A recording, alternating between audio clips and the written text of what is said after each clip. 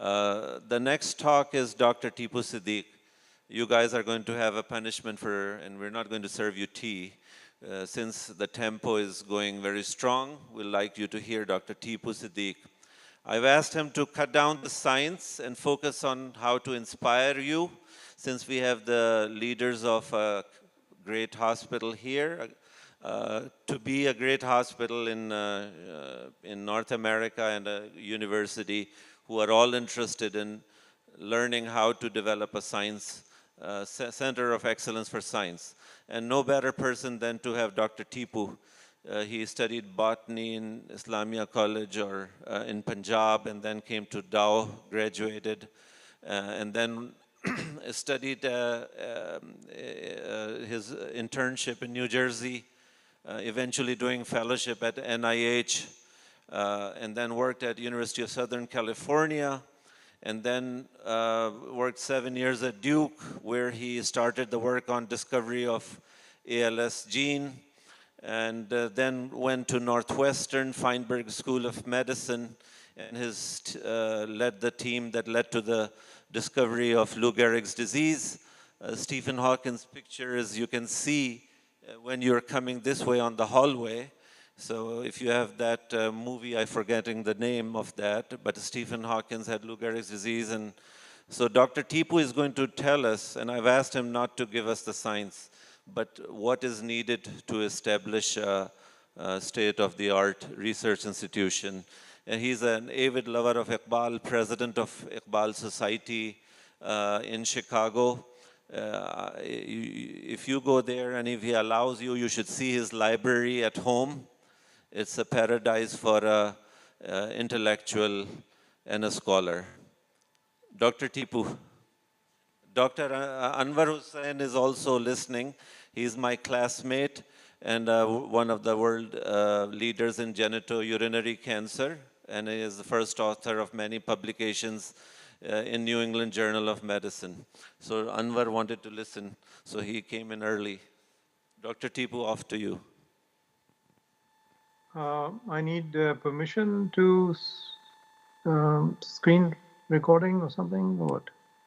Sure. Let's see. Is that, I mean, I'm not recording, but are you folks recording? Or?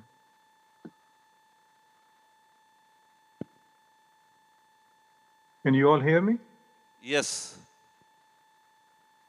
Okay, I'll try to share my content here.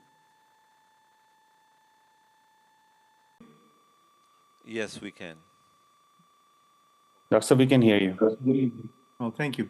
I'll just start with just the basic stuff that, sorry? Yes, go ahead.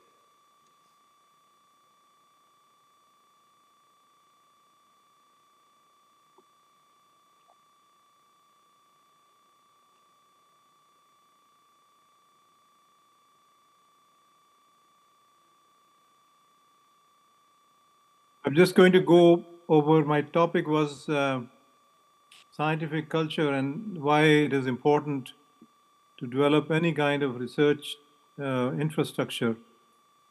And so I'll just start with a few definitions. And can you hear me? Yes.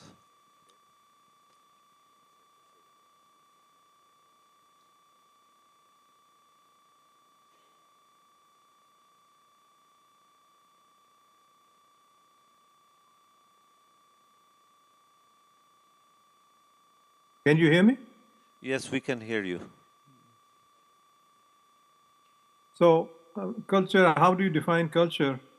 I think briefly, you can say it is the software of mind and society that shapes perception of reality by a people and how they act within those boundaries. It's a mouthful, but it's a pretty good definition.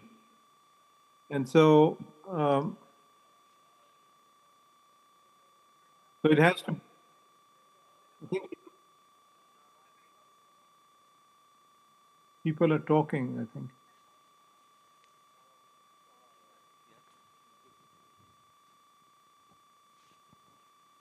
I think the engineers are talking. Yeah, you can go ahead, Dr. Teepu, we can hear you. Can I continue? Yes, please continue. We are hearing you very well, so you can continue without any delay.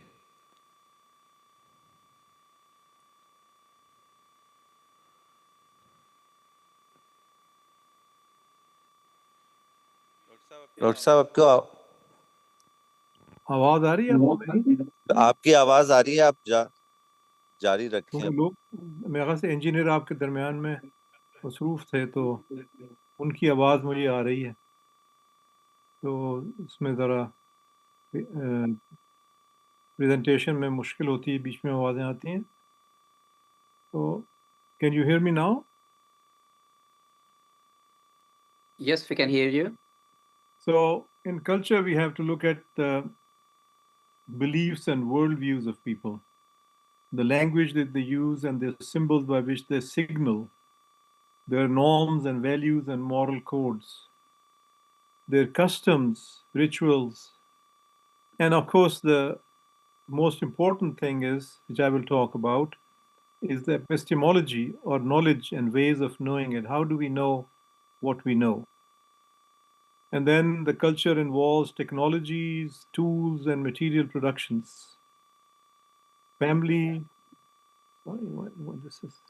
Family, education, law, religion, science. So I will talk about science. Each one of these areas is a separate lecture. So for as Muslims, there are two sources of knowledge. One is related to the creative will of God, and the second is related to revelation or legislative will of God. The creative will of God never changes. That is, in a sense, is Sunnah. Those are the laws of physics and chemistry and their manifestation in biology. And anybody can learn them. Doesn't have to be a Muslim to learn them, to know them, to practice them. That is the material universe. And the other is the revelation that comes to the prophets about things that we can never know, like what happens after death and how are we judged, and how we should deal with other human beings. So I have this Quranic ayat which talks about these two very things. We will show them our signs in the horizons and within themselves until it becomes clear to them that it is the truth. But is it not sufficient concerning your Lord that He is over all things a witness? And Iqbal has directly paraphrased this in Lenin Khuda ke Hazur mein, ऐ अनफस व आफाक में पैदा तेरे आयात, हक ये है कि जिंदा ओ पाइंदा तेरी ज़ात. So he talks about both the human consciousness as well as the human ability to see things outside of themselves in the material world.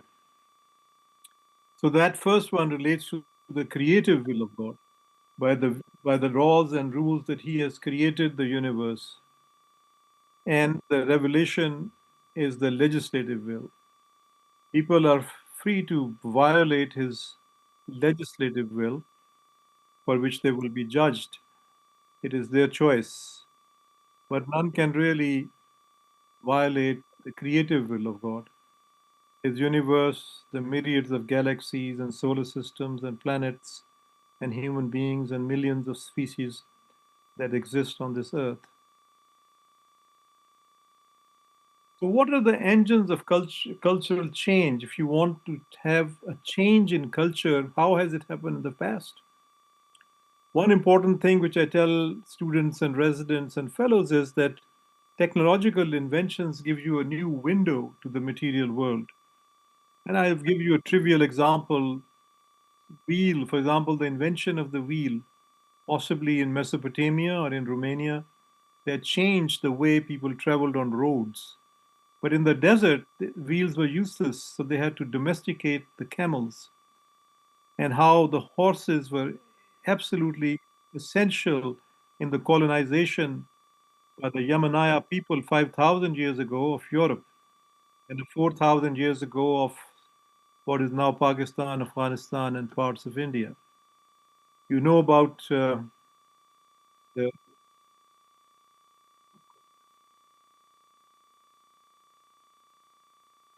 so you know about the. I think somebody is talking over me. I don't know who it is. Um, but you know about the microscope, how Hooke was able to see suddenly the microscopic world, even when he had made a simple microscope. And then, of course, the telescope of Galileo, and now we have most advanced telescopes that are looking at the universe as we see it. We are in a big void surrounding us, and then this new telescope is able to see with infrared things that were never seen before, including something that may overturn the Big Bang theory. Then, of course, you have gunpowder, how it won empires and moved through things. Steam engine, and from 1995 onwards, the internet, genome sequence, gene editing, and AI, etc. All these are engines of change in culture. The second important one would be the military conquests and political upheavals. You can see that in the golden age of Islam and the European conquest of Americas and the extinction of cultures in the Americas or in Australia or other places. The trade and prolonged economic contact, for example, the Muslim Arab contact, South India, Malaysia, Indonesia, and with the development of the Buddhism along the Silk Route.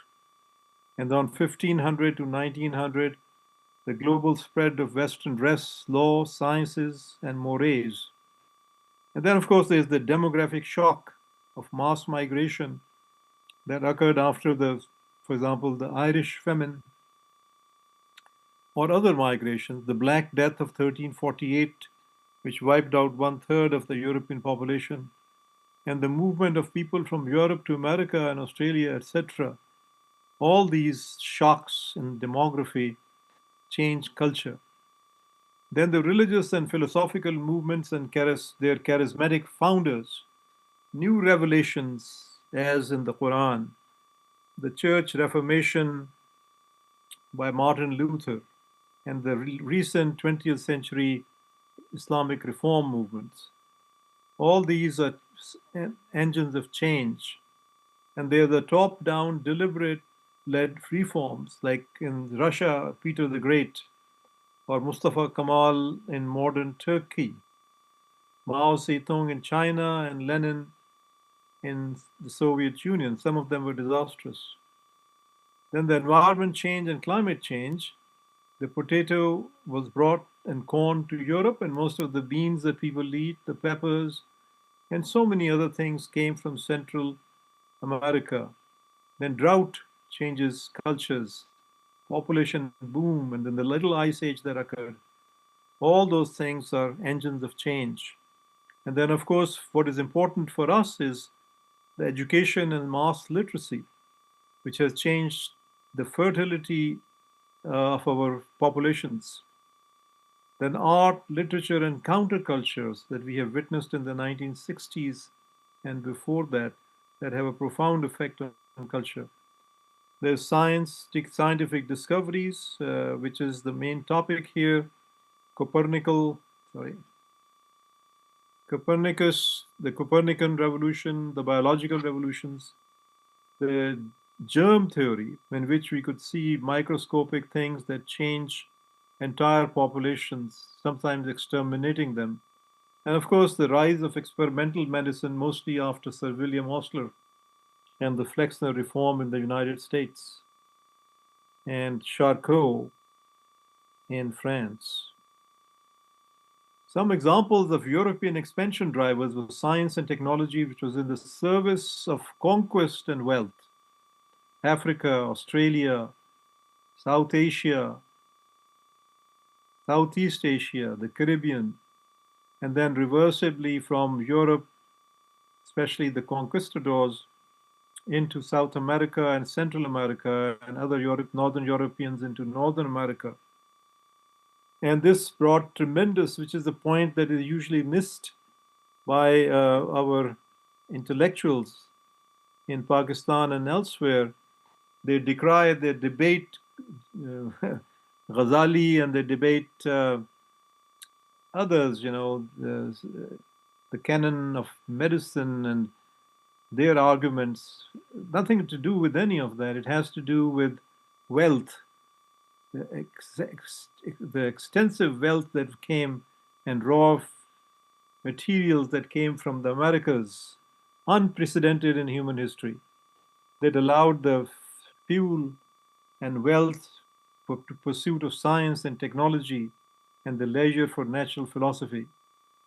So this is nothing magical. It depends upon the amount of energy the society has in terms of excess wealth. In the Islamic Golden Age, there was conquest first, and then translation movement, and then the patronage of the Caliph, and then experimentation. So ideas follow power when conditions of life change. We had a great opportunity when Pakistan was made, and Jinnah wanted to forge a Muslim nation free of sectarianism and language and ethnic divisions. We did not follow him. We followed our own desires. The cultural evolution, is a Lamarckian phenomenon, not a Darwinian phenomenon. A trivial example I give you of the dairy farming in the Europe, where the lactase gene was modified in the sense that they can digest lactose and milk products, while most of the mammals in the world at large is, for them, the lactose is toxic in the milk.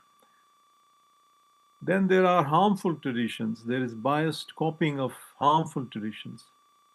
There is social media abuse, as you know. That also changes culture.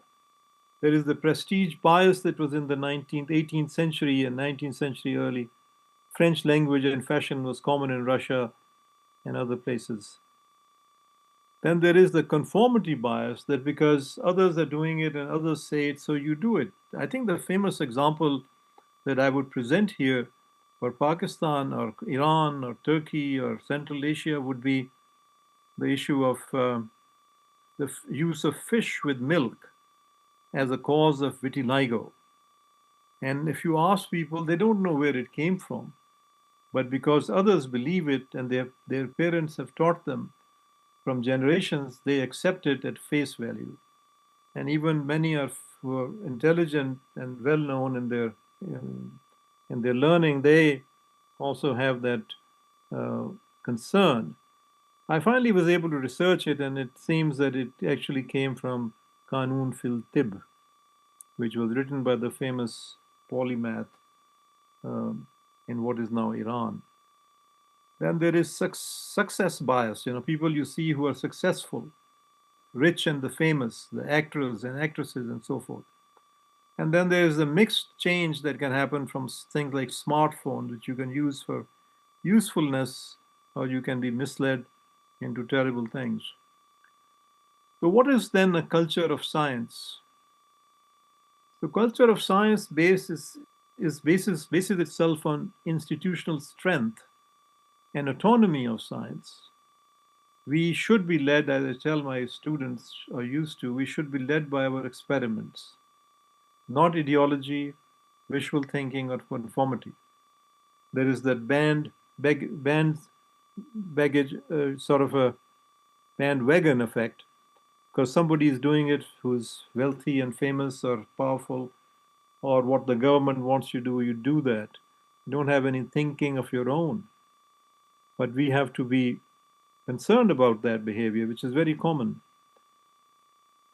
Then we need for that is well-funded labs, research institutions that are independent, and we must have meritocracy in the path of the scientist. We can't have political influence or influence by powerful people to direct science. Then there must be legal and social protections for scientific freedom and open publication.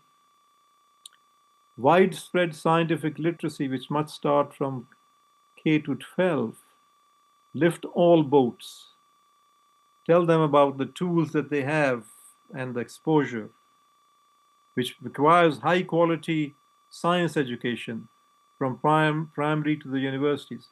I've talked to Dr. Noman Heather about the need in Pakistan and other Mediterranean and Muslim countries for the issue of genetics as a curriculum from K to 12, so that people know the landscape of disease that they can encounter during their lives and how to prevent it. For example, we know that atherosclerosis takes 30 plus years, but you can see the streaks in children who have died of other causes of atherosclerosis, and certainly in the 18-year-old soldiers who returned from various wars back to the United States. They all had the beginnings of atherosclerosis. We have to make sure that the large proportions of our population understand basic scientific methods, statistics, and key concepts of evolution, climate change, and vaccination. Ability of non-experts to be able to tell if they're sitting in the legislature and the National Assembly in Pakistan, to distinguish evidence-based claims from pseudoscience. The epistemic values in public culture, we talked about epistemology, how do you know? And for that, you need a certain degree of skepticism and a demand for evidence. Show me how, or show me what. There has to be a comfort in revision, with revision in beliefs and saying, I don't know, as legitimate answers. Only then we can progress. We are not going to find the answers in new knowledge over some old-fashioned book in dust somewhere that we think tells you the answers for everything in science. So we have to have skepticism and demand for evidence. We have to be comfortable with these sort of, oh God, very sensitive.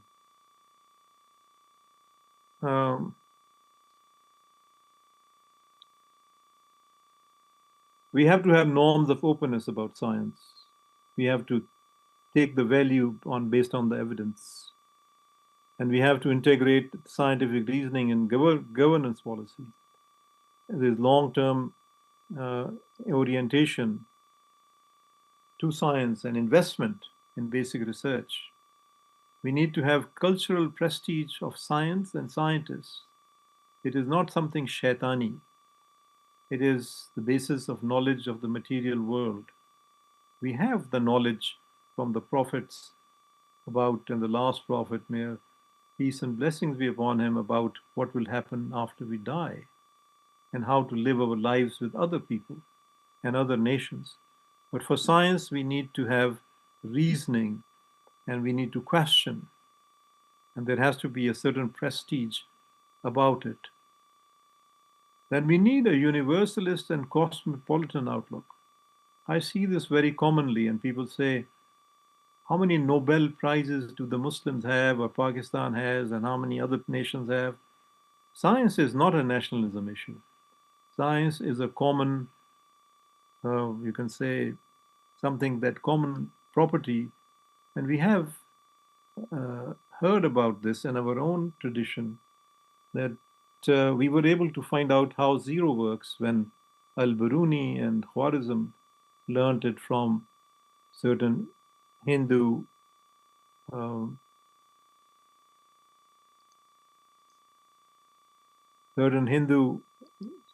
scientists, or you can say mathematicians.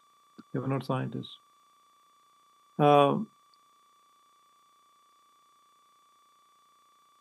And so we should take with where we can get. We got a lot of things from other nations, and other nations got from us. We were not shy because we didn't have that inferiority complex then. Remember Al-Biruni, who came with who was in the Mahmud Ghaznavi's entourage in his court, and so was the great Firdausi. People think that Ghaznavi was some sort of a bad person, but it was Al-Biruni who translated the yoga, Kundalini yoga, from Sanskrit into Arabic. And it was he who, near Islamabad, measured the circumference of the earth to a few meters of what we know now. So science is not a nationalism issue. We have to get it from where we find it and make it our own and advance it. So what does Iqbal have to say about all these things? Because I was asked to put that in. He died in 1938. So he died 9 years before Pakistan came into being, but he left a deep, deep impression. And all those people in religious circles who opposed him of a certain type finally came to understand the wisdom of what he had said.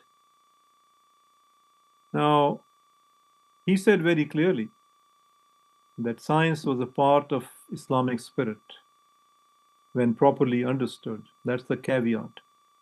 He repeatedly reminded Muslims that the Quran itself invites, and I talked about that earlier, in inductive observations of nature. There are about 750 verses or so which urge reflection on natural phenomena.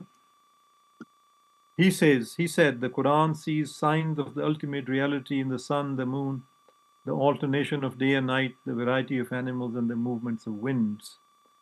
That is from reconstruction. Sorry,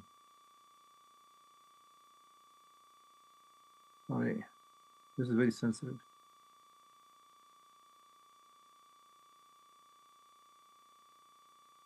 The Muslim world, this was in Reconstruction of Religious Thought in Islam, it's the 6th lecture. He says that the Muslim world lost its leadership in science after roughly the 13th century.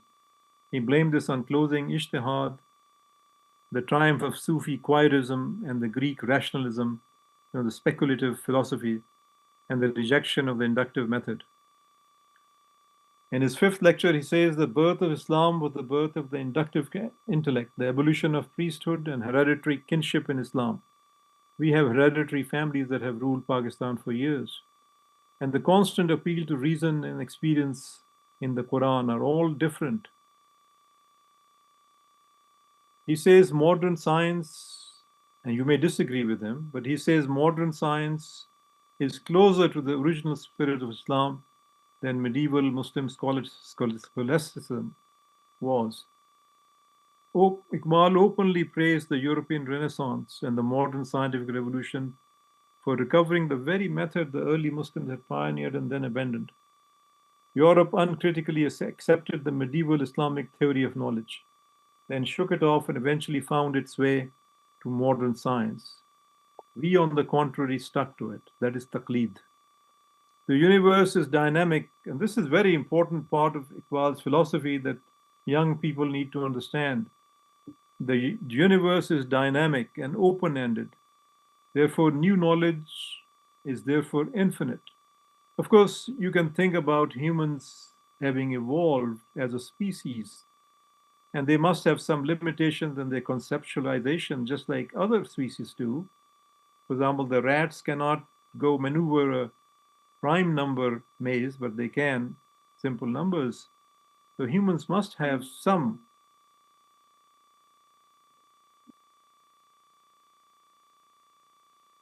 Can you all hear me?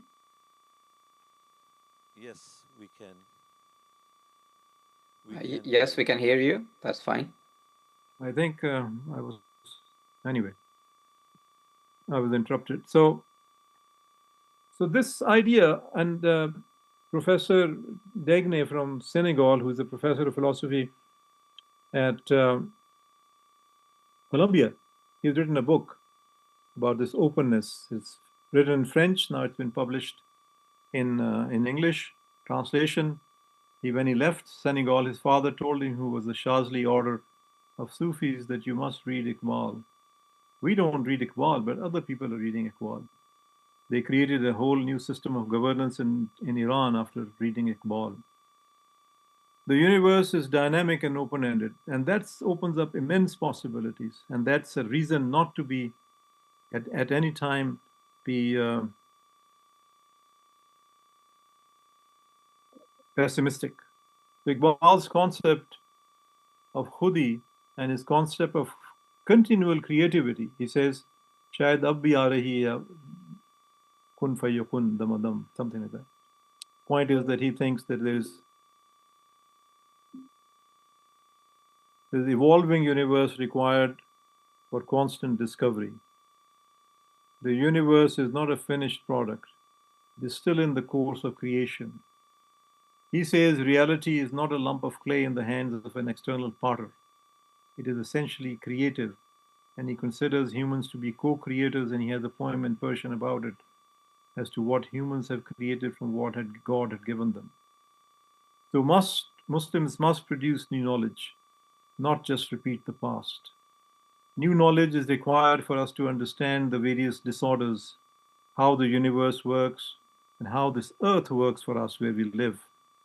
He explicitly attacked blind taqlid, imitation of past authorities in science, and called for fresh ijtihad in every age. The only course open to us is to approach modern knowledge with a respectful but independent attitude and to reinterpret the teachings of Islam in the light of God.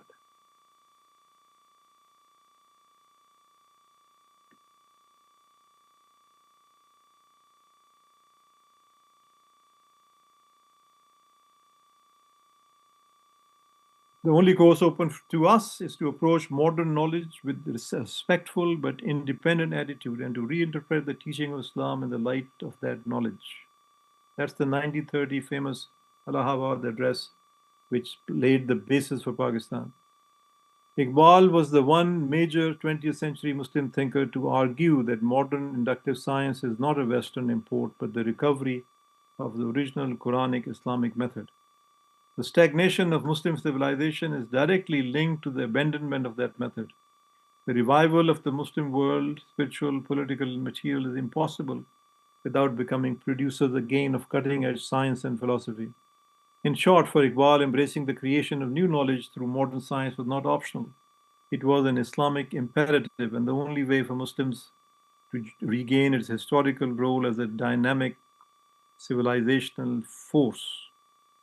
I have put a note here at the end that most Muslim intellectuals forget, and I said this before, that the engine in the West and Russia was the enormous natural resources and wealth from colonies, ever seen before in human history, that gave enough wealth and energy to their societies with rising populations to have the leisure for science and technology. Now, we should also note about the rise of Germany after the First World War and Second World War. And there's a book called The German Genius, which we all read, how they had 50 universities, whereas England had 2 or 3 and France had 1 or 2, and how that university is the engine for discovery. And the Germans knew it well. We should also look at the example of China, even though we may not agree with their governance, in terms of that without colonization, they have been able to, by trade, develop their science and so forth.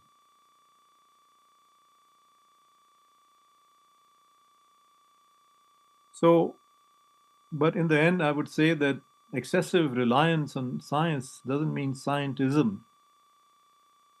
Iqbal has a caveat emptor about this in this famous poem, a part of which I quoted before, in which he puts the words, his own words, in the mouth of an atheist, Lenin, खुदा के हजूर में, ए दिल के लिए मौत मशीनों की हुकूमत, एहसास मुरव्वत को कुचल देते हैं आलात. So we must never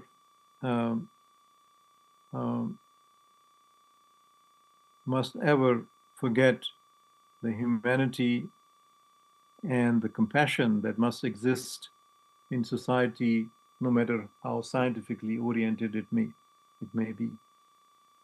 So here is some example of new knowledge, recent new knowledge. These are 2 women scientists, Jennifer Doudna and Emmanuel Carpentier. They discovered the CRISPR editing system. They were not looking at medicine or curing any disease, they were looking at bacteria. And they found this mechanism which is able to edit the DNA. As you know, in microorganisms, there is a transfer.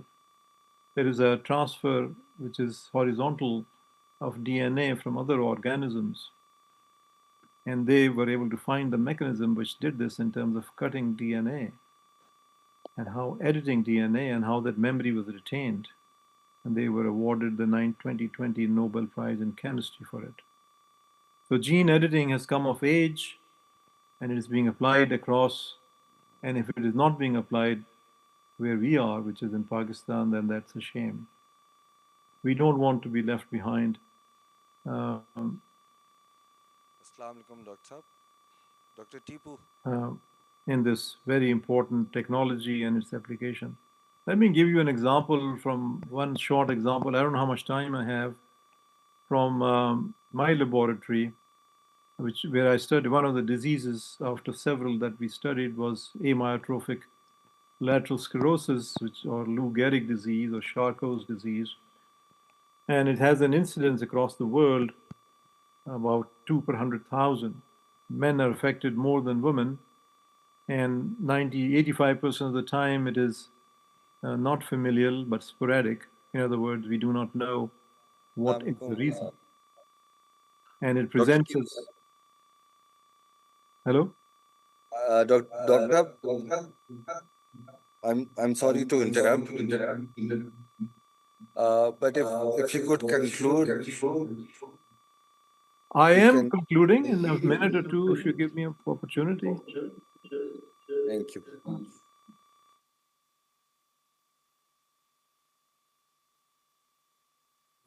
Experienced anybody with this disease, you will never forget it. And it presents in different clinical fashions. And it presents in different systems of the body, including the nervous system of thinking, not thinking really, but of dementia, frontal lobe dementia, change in behavior, of the kind that probably Nietzsche had. And the prognosis, 50% die in 3 years and 90% in 5 to 6 years. But you look at the pathology and you find the pathology of these proteins that are misfolded, and they become toxic to the protein recycling system. And it affects all these muscles, including the diaphragm, which makes you unable to breathe and die because of respiratory failure. And the tongue, you cannot speak or swallow. So we made this animal model in 1994, which looked like ALS. It dragged its legs. This is the final stage in this video. Can you see the video? Is this video visible? Yes. Okay. So you can see this mouse dragging its legs. The tail is down. It can barely walk, barely gets around. It's a terrible situation. That's how humans are with this disease, many of them. Of course, we give them wheelchairs and we help them in other ways and give them a gastric tube and BiPAP to breathe and so forth. But the situation, he knows the water, he knows where to go. It's not that his mind is gone, but his ability to use his muscles are gone, because the nervous system that plans it, it's there, but the nervous system that executes it, both in the cortex as well as in the spinal cord, is dead, virtually. And this mouse is probably 150 days, and he will probably die in the next week or so. Now I want to show you the same background mice that we engineered, and we actually did gene editing, but at the genetic level, not later on, as a proof of principle. And you can see that what these mice look like. They are only 7 months old, and the other mice only live 3 months. See how they're running around? They have been cured. And now you may have read recently in a news thing about a disease that was inherited has also been treated by newer ways of gene editing. It has opened up a huge floodgate of new ways of gene editing. We can also do it in microorganisms. We can do it in plants. We can do it in many, many things. Perhaps you can make a plant that is you need, which is resistant to, for example, soil or salinity. So there are many applications of these technologies. Our interest, of course, is human disease or animal disease. And so I conclude with that. Thank you very much.